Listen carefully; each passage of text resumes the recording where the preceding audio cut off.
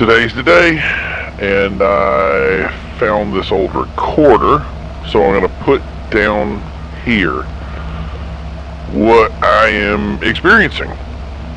I really don't have much hope of us making it at this point. I mean, this might be my last statement. I guess everyone knows that there's this pandemic out there that people can catch, and nobody knows how it happens, but you get sick and you start eating people. Pretty simple, right? What they didn't understand, I think, is that it would spread to everyone. So I'll kind of skip over that part and tell you kind of like what we went through, or what we're going through now. At first, we were just told to stay in our homes when we weren't doing anything. Basically just, go to work and then come home. Next it was boil your water, check your food, and next it was quarantine.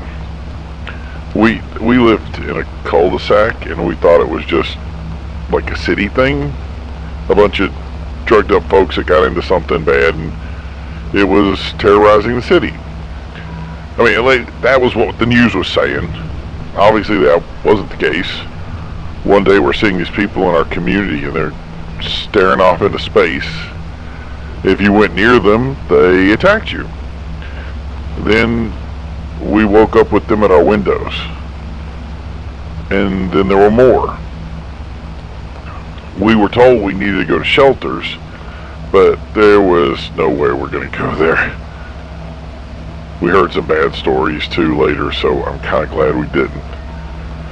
Everything kind of changed when one of them broke through the big window in front of our house. We called the cops. Nobody answers. And when we knew we were on our own. But now with obviously a broken window. And sure, they couldn't get in now, but what happens if they get in elsewhere? I mean, what if they break another glass? Not to mention, now there's a big hole in the front of the house and no way to really keep out the elements, wind blowing in and cold and all that. We did board it up, but sooner or later another group was going to break it or push it in, and I just wanted out. That was it. I was done with the place, at least for now. A couple of friends, they worked at a local mall, and they said we should come stay with them there.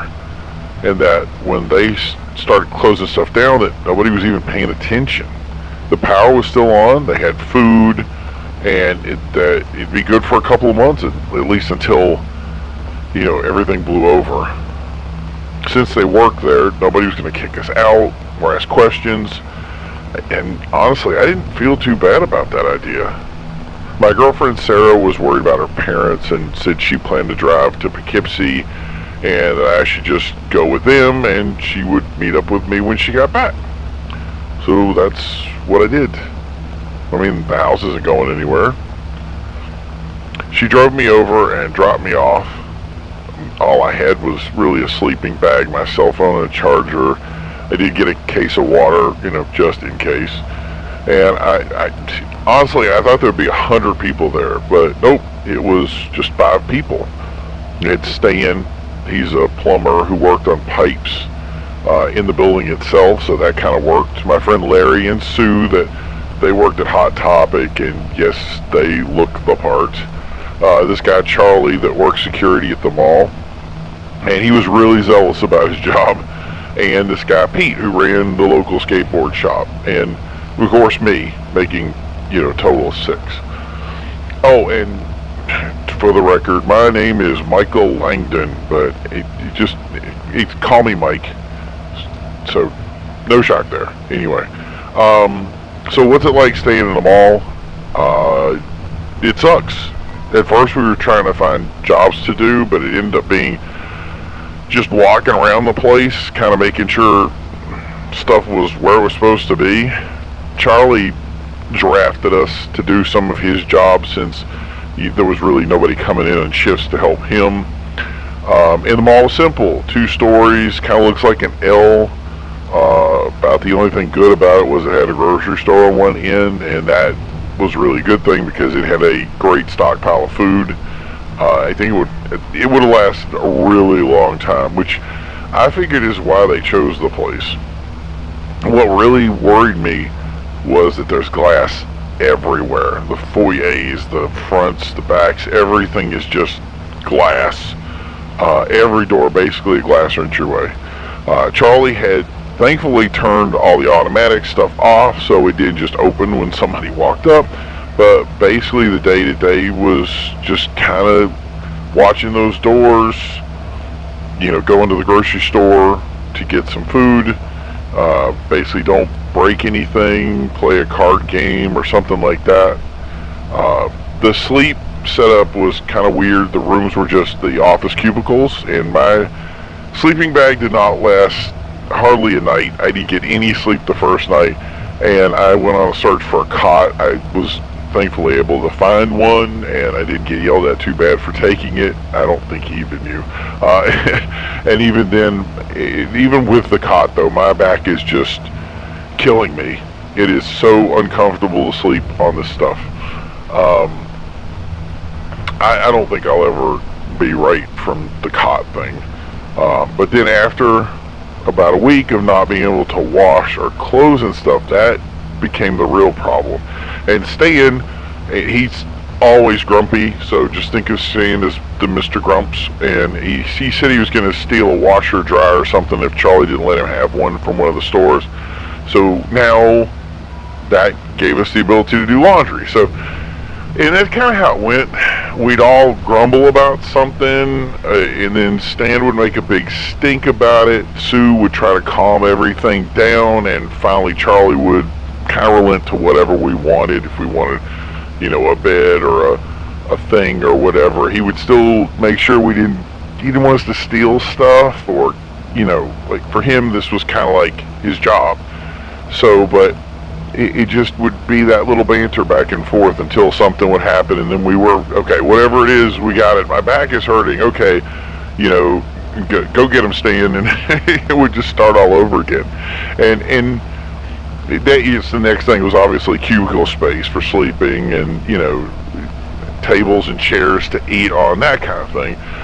But yeah, it all came together, and I have to be honest, Stan had it all figured out, and Larry was like eager to make it happen. Whatever Stan had, it would come together. Larry would have his back, and I mean, Pete was the only person that was pretty much useless. He would just sit in his shop all day like it was just a normal work day. He'd get up every day, go to the shop, build a skateboard, drink some coffee. That was his thing. And I mean, I guess I shouldn't be too rough on him, because he did help with kind of the blocked pipe things. But anyway, his thing was just kind of just sitting there, and I guess he was just a coffee guy, and that's how he held his world together. But the longer things went on, the worse things got. I mean, I suggested we make dinner a communal thing, and I was happy to have that idea because it really started to bring us together, and it kind of took some of the stress off after a while. Pete shared some of his coffee recipes and kind of got me into coffee, so there's that.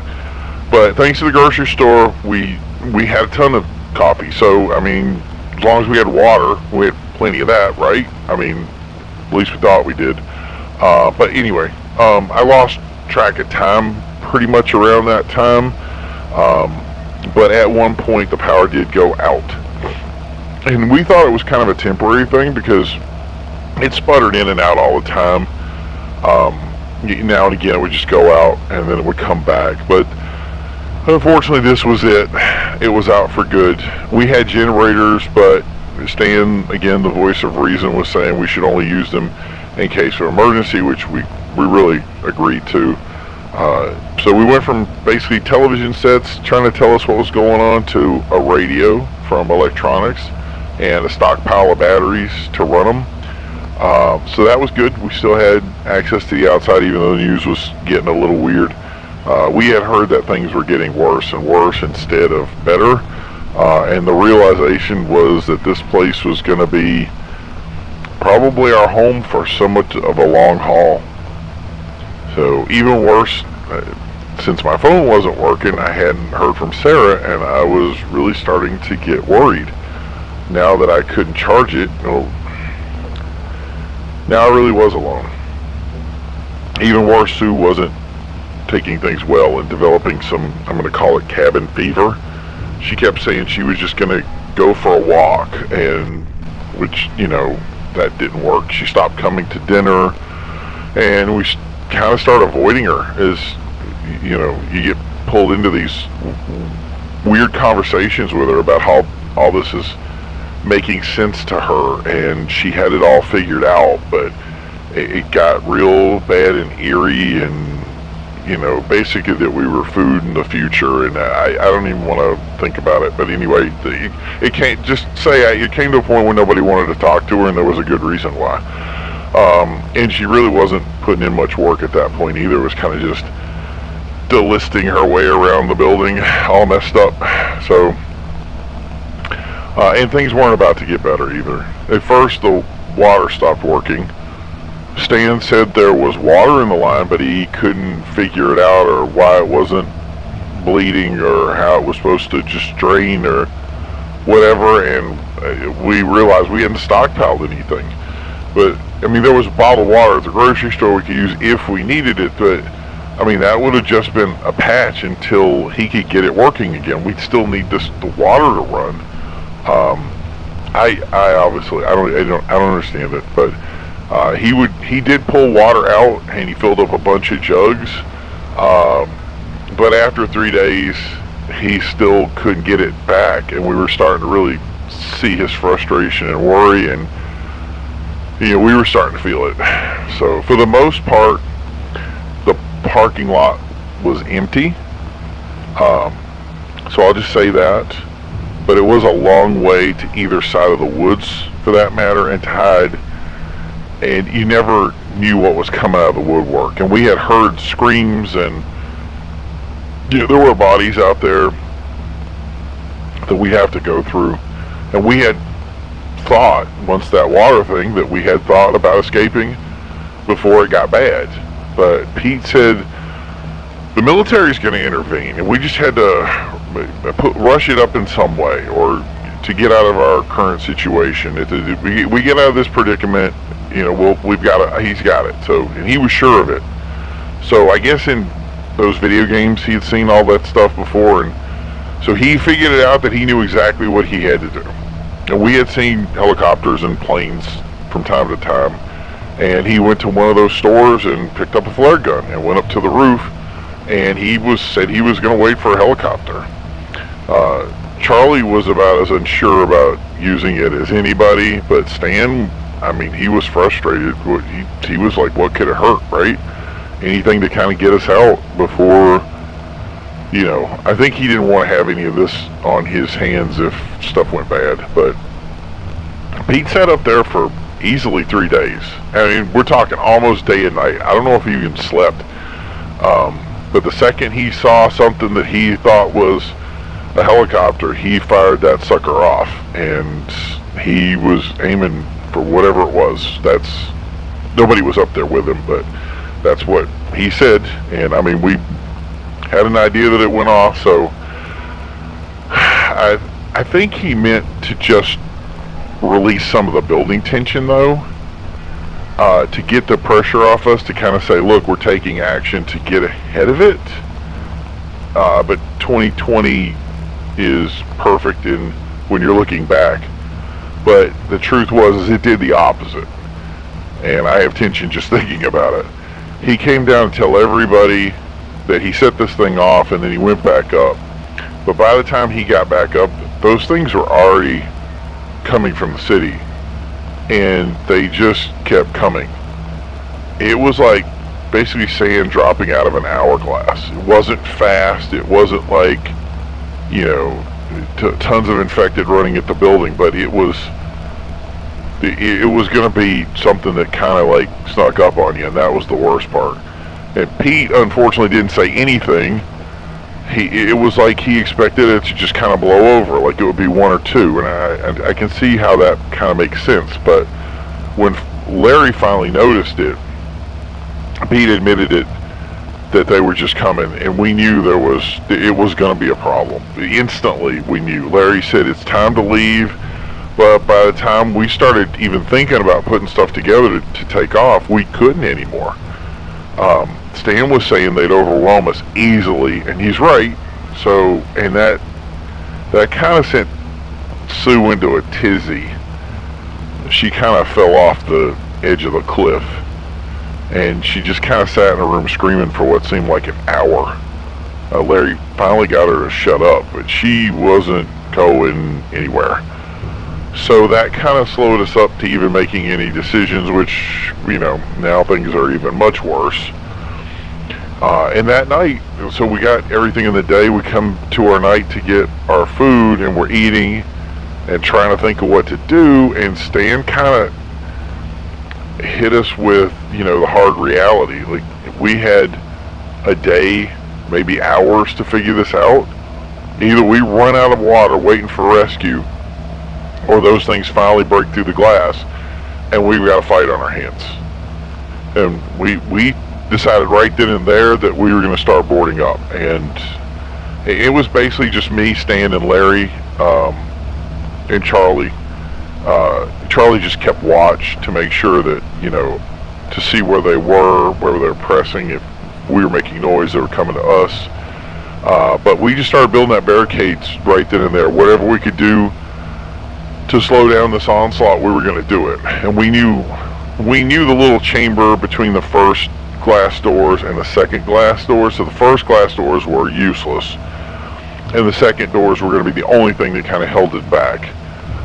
So we just started there, and we had it for 3 days. I mean, it was tiring, backbreaking, but man, we got it, man. 3 days of passing of work, and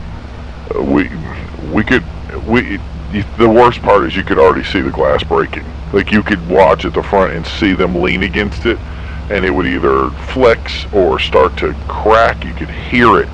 It was almost like standing on top of an ice lake, and you hear that cracking noise. It would just reverberate and echo, and it woke you up. I don't care who you are. You see that, you're gonna.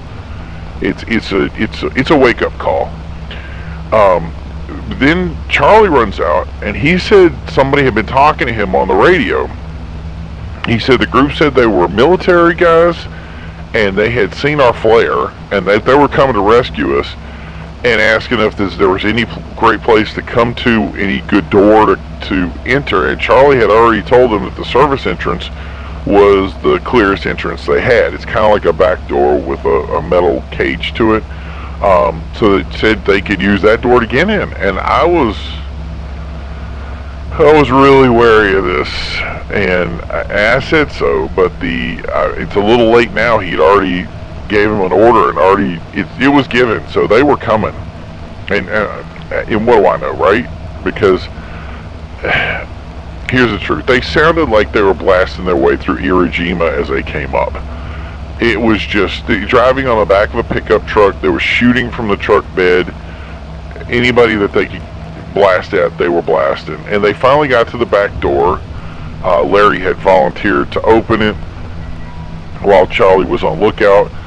And these guys had just a ton of supplies in the back of the truck, and they were taking forever to pull them in as they're like beating these infected off and shooting them and just making a ton of noise.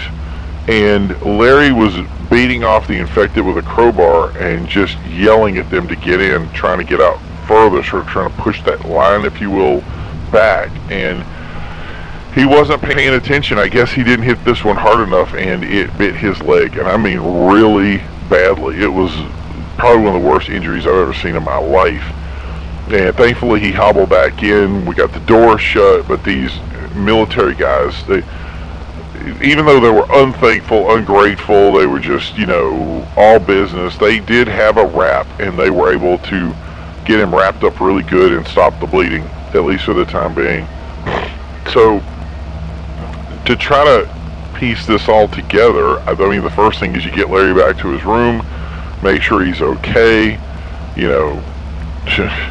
Sue's now in a absolute mess, so I kind of just said, look, take care of him, and we got to go back and talk to these guys. So we all kind of met up back at the barricade. We had, what had shown up didn't look military at all to me. It looked like some tactical guys that got kicked out of an airsoft convention. The guy running them, his name was Vince, and he had already started asking about our position. He only wanted to talk to Charlie because Charlie had the security suit on, I guess. If Stan said something, Vince would quickly say, "Hold up," and would go right back. Vince, he looked bigger with all his gear, and he was about 6 foot tall, so he was kind of commanding, but it all looked like fluff to me. He wasn't any bigger than Charlie, and if you count Stan's beer gut, he wasn't bigger than him by a long shot. Charlie was just giving up everything. Vince would ask if we had supplies, how many people there were, what did we have, for armaments, what about the barricades, all this stuff. I even try to point out these guys were, well, I mean, it's at least what I consider heavily armed. I mean, they could just take over everything and tie us up, and that would be that. The best we had was a nightstick. But nobody here was military, or even had an idea of even what a military guy would look like, or even, we wouldn't know how to shoot. These guys could be nobody. We don't know. Vince kept saying they were here to rescue us, but it quickly changed to, this is a good position and we should fall back, and Larry's not able to move right now, you have 2 injured people, that kind of stuff. It's always some excuse that we need to stay here, that kind of thing. So it changed from saving us to, now you got to stay here with us kind of thing. That's, you could hear it. Now, he thought this place should have been defended, and his guys, which were reject extras from a Predator movie, agreed. So that was that. But thankfully, Vince wasn't here to take over everyone at the very start of this, and just kick us out, which is what I kind of expected. But I do think he liked the place, and I do think that he plans to stay. I think he saw this as a way out, and maybe given time, maybe he does kick us all out. That was the plan. But that's going to require something else, though. And he certainly liked the barricades, so he was in. And that brings us to now. Vince has us at the door, ready to defend his new castle, and I think Stan and I are both going to look for the first opportunity to escape. Charlie loves Vince, and so he's all in, and we'll probably try to join the Vince group once this, however it resolves. And he even tried to talk me into it. I told him the water has stopped, the supplies are going to come next, and these things are not going to stop until it's over. They're going to keep coming. So this place isn't quite dead yet, but it's on its way out. It's clear.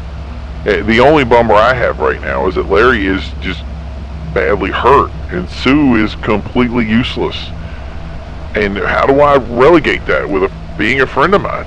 I can't carry him. I can't carry Sue, and he's just going to stay with her. I'd be afraid to tell her even what's going on. And Pete is over here with a skateboard ready to defend his turf, like he's some kind of like military dude, but he's white as a sheet. I think this whole thing is him he buried it all in, and now it's all reality, and they're standing outside looking at him, and we got to look back at it, and it's whatever it is. He's going to be useless in this fight. And in 5 minutes, Vince is going to ask Charlie to open the middle door. They're going to let them all come pouring in, and they're going to try to shoot their way through this like it's some crazy rendition of 300, and he's Leonidas. Well, I know how that movie ended, and I don't think anybody is going to write any stories about the brave Vince and his 10 men that defended the world against the infection, or at least them all, for that matter. Don't get me wrong, it probably would make a good movie, but the biggest problem is I'm officially won't be in it. So there's that. The truth is, this has, since day one, felt like a movie. It doesn't feel real. The air doesn't smell right anymore. It smells disgusting. It's more like the air after a cookout in a campground where somebody left the fish out. And it feels dense.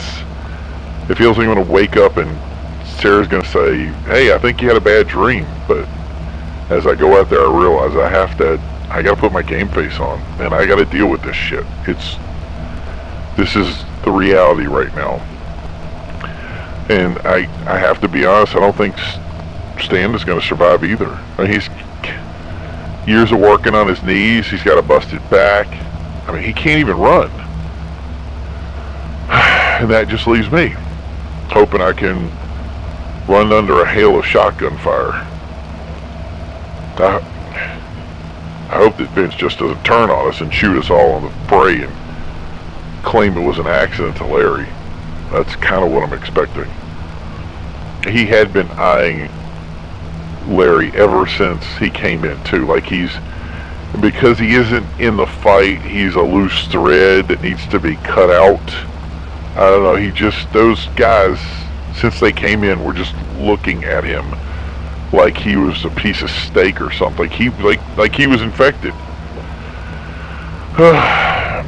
Still, not much I can do about it. And there's not even a point of arguing. I have a plan, and I'm going to stick to it. I'm going to start at the front. I'm going to say I'm supplying the ammo to the guys that are shooting. I'm going to start to refill ammo like no problem. And just as things get crazy, I'm going to say I have a crate to grab, something over in the corner, and then I am going to head out the back door. And the second I get to any distance, I'm going to find a vehicle, and I'm going to drive to New York and get the hell out of here. So, if you're listening to this, wish me luck. Oh, and Vince, if you find this, go fuck yourself. If it's anybody else, share this out so they'll make a movie about it. And I think it will be a pretty good movie. So, yeah, thank you guys for listening, and we'll talk to you hopefully in the future. And if I see you again, don't forget to say hi. Talk to you then.